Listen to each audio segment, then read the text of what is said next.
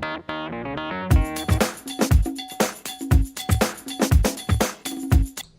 my name is Bernadette Cruz, and the purpose of this video is to give you a method/strategy that you can use in your classroom to obtain success of all your students.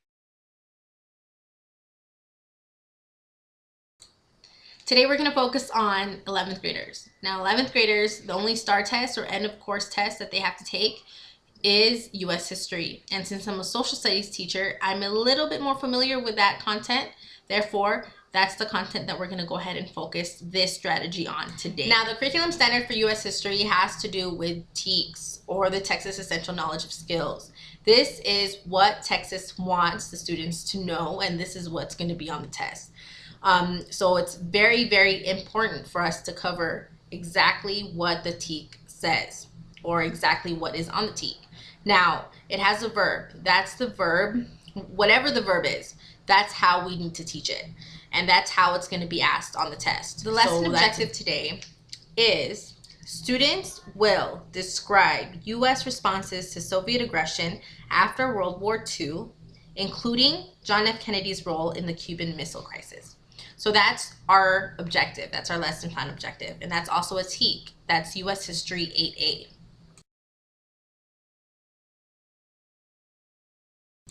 Now, when we visualize our classrooms are not perfect. We have SPED students, or special education students, and we have ELL students, also known as English language learner students. And we have a majority of English language learners in our classrooms because we do live on the border. So we need to ensure that everybody is learning and internalizing the information in their particular speed. So some people grasp it faster, just like the G2 students, and some need a little bit more time to understand the information. In order to ensure that everybody's learning at their speed, we have to work with differentiated instruction. Differentiated instruction has been tested and it's been proven to work. So there's a lot of people who actually have written about differentiated instruction and how it enables students to learn at their speed. It helps assist them in learning in general, right? Because we all learn in a different way.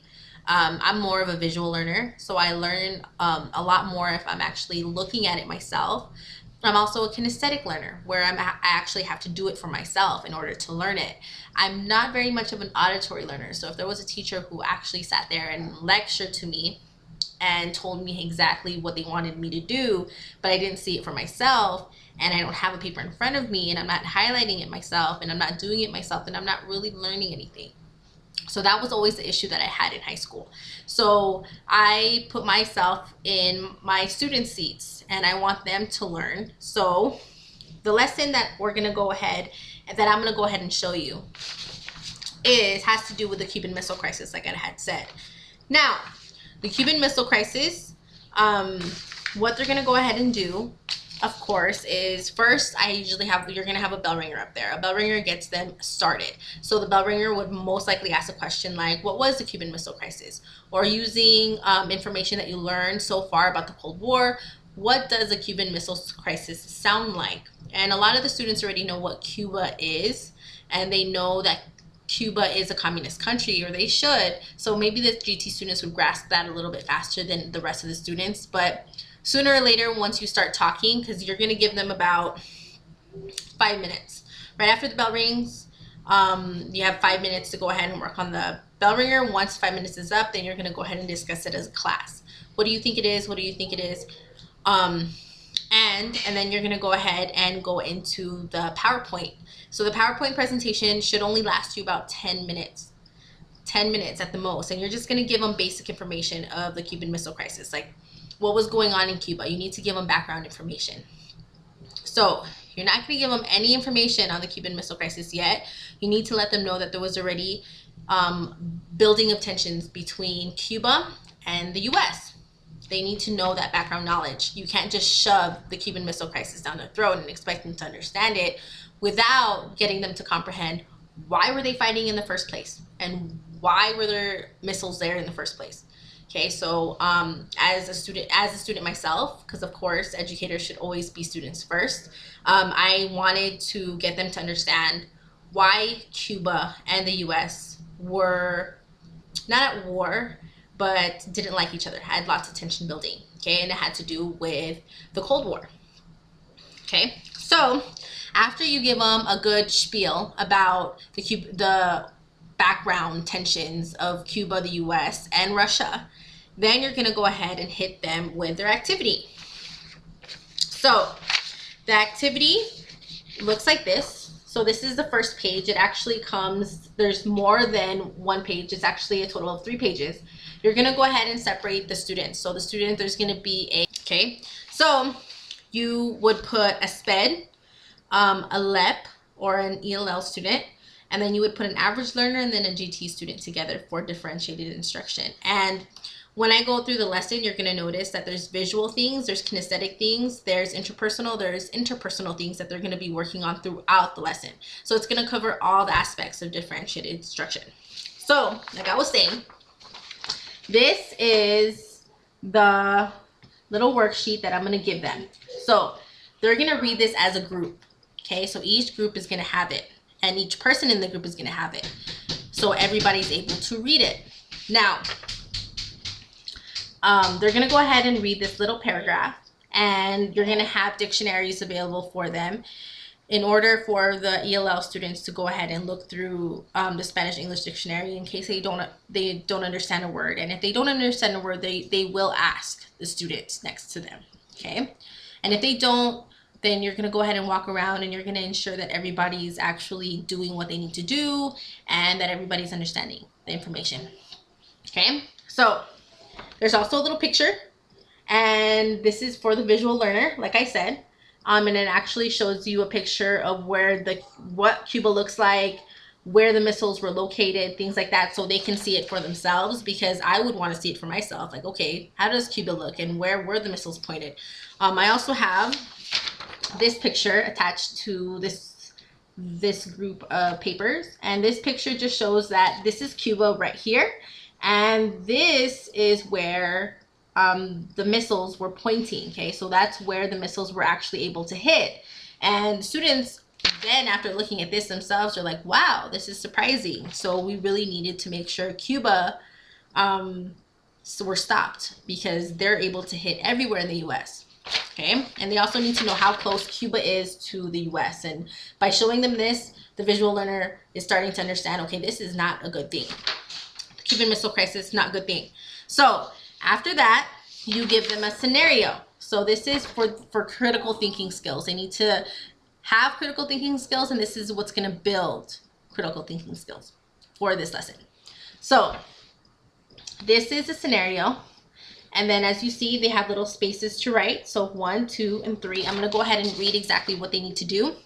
Now, Mr. President, you have been briefed about the presence of Soviet medium-range missiles in Cuba.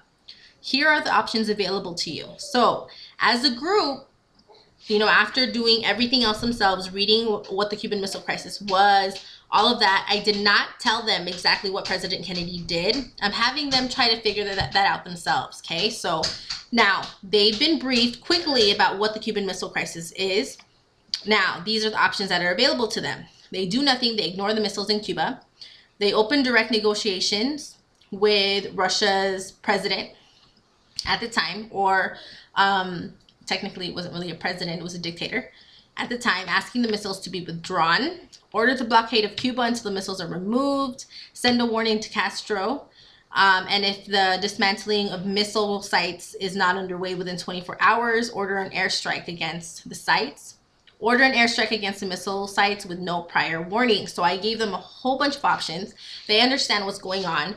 Even after reading this, this tells them exactly what was happening, what the Cuban Missile Crisis was, all that background knowledge.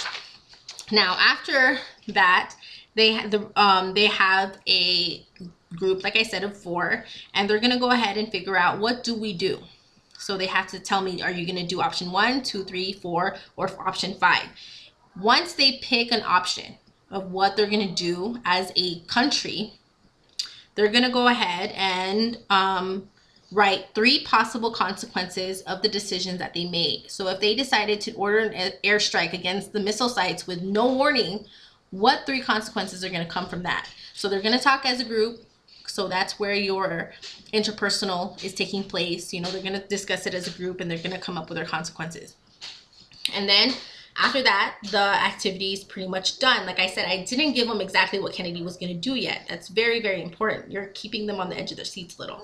So once that happens, we talk about it as a class. So you're going to go ahead and have a person, you know, pick a person from each group to go ahead and present, and they're going to present what their decision was as a group. And once the decision, you're going to go ahead and give them a couple of questions, like why did you pick that, things like that. So you're going to have a group discussion as an entire class.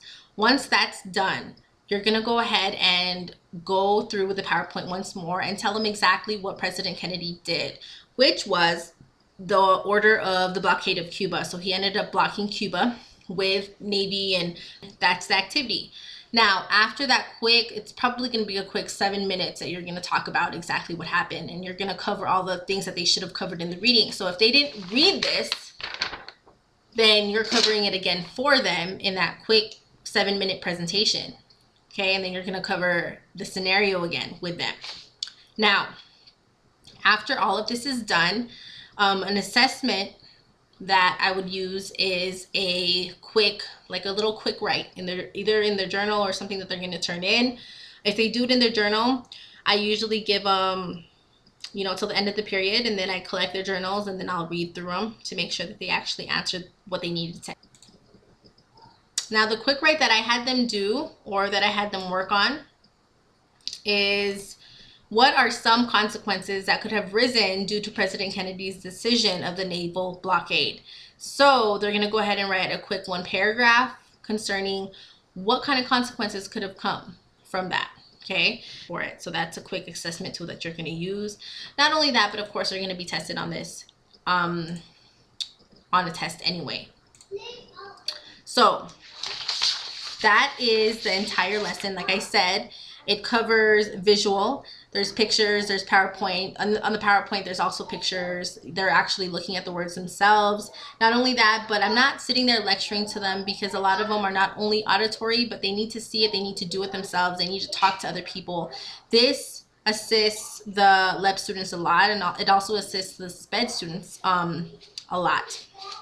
Now, in one of the references that I got from Mr. Lawrence Brown, he stated that differentiated instruction benefits students with a very wide range of ability levels. So like I said, they're learning at their own pace. They're reading it themselves. If they don't fully understand it or grasp it, after reading this quick paragraph, the GT student would probably understand exactly what was going on in the Cuban Missile Crisis.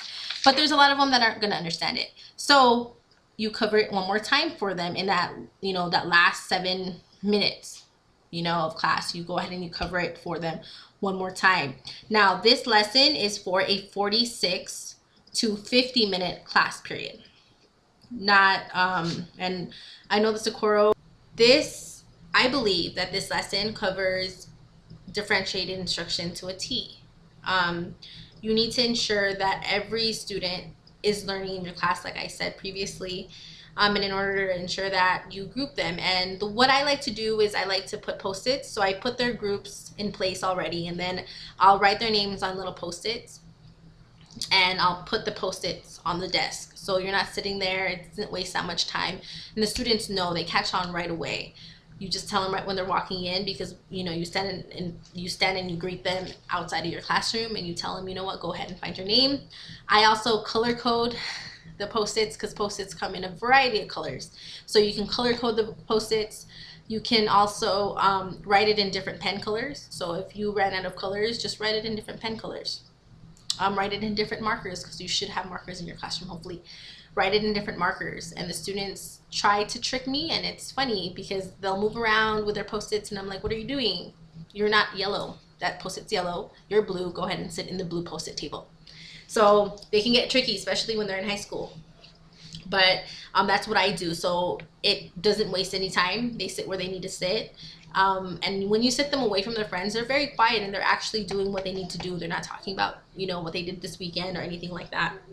So like I said, this activity has a lot of visuals. So it has lots of pictures. I show them all of that It has different assessment tools. You can use this as an assessment tool, even though they're doing it as a group, just to ensure that, you know what, they're coming up with consequences, they're discussing it. And as a teacher, you're walking around and you're not sitting at your desk, you're walking around and ensuring that they're actually learning this material. Like I said, I don't want them to memorize too much of it. I mean, of course, that sounds crazy, but I want them to understand and internalize it. I think if they understand and internalize the information and the concepts that I'm trying to teach them, then they will memorize it. Okay, but there's that. There's also the quick write that you can use it as an assessment. You can give them a quick quiz at the end if you want that as your quick assessment. And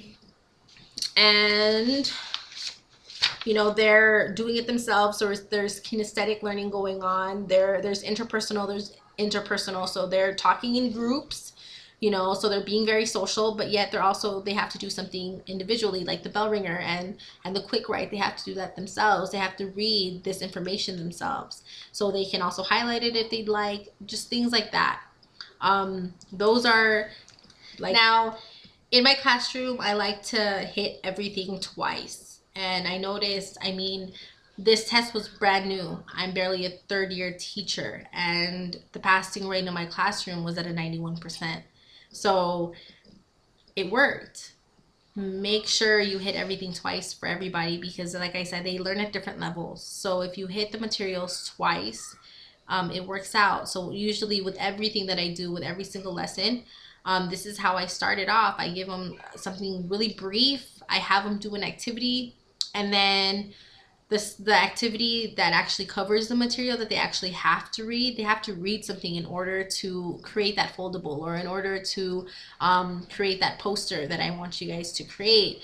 After that reading, they're reading on their own. They're on their own. But I always save the last 10 minutes, the last 15 minutes of class to go over that material again. And if I don't have time to do it that day because it's crazy and things happen, then I do it that following day, like really quickly, right after the bell ringer. I hit that material that they were supposed to read on their own again, you know, for the non-GT students who need a little bit more time processing the information.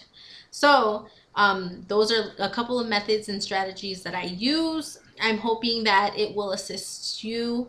Like I said, I'll go ahead and I'll link my references below, or I'll go ahead and I'll put them on the video itself after the video is over. Hopefully it's helpful, like I said. Another thing that I'm going to go ahead and leave you guys with is always remember how it felt to be the student, and create your lessons and your activities based on that information. I wasn't always the A student. I struggled in a couple of my subjects, especially math and science. I'm not a math and science person, and the teachers who assisted me better were the ones who actually tried to understand where I was. I wasn't a GT math student, and I wasn't a GT science student. It took me a little bit more time to process that information myself. So, like I said, think of yourselves when you're coming up with your activities as students, and think of what the students, or how you would learn, or how you would want a presentation done, and try to replicate that for your students. Remember, they're students, they're teenagers, they're elementary schoolers, they're middle schoolers. They're so young, and they're not adults yet, and they're not going to be mature until they're about 25. So just keep that in mind when you're coming up with your lessons and your lesson plans. Thank you. Have a great day.